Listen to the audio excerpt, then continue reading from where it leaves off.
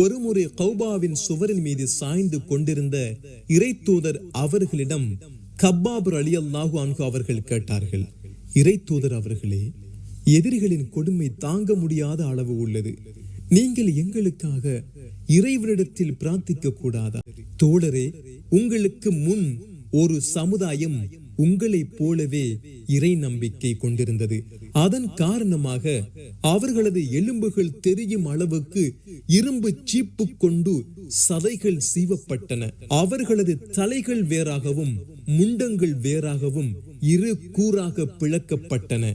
இன்னும் நிச்சயமாக சன்ஆவிலிருந்து ஹதரல் மவுத் என்ற இடம் வரும் வரையும் ஒரு குதிரை வீரன் தன்னந்தனியாக இறைவனை பற்றிய அச்சத்தை தவிர வேறு எந்த அச்சமுமின்றி பயணம் செய்யக்கூடிய நிலை வரும். நீங்கள் வெற்றி பெறுவீர்கள் என்று கூறி முடித்தார்கள்.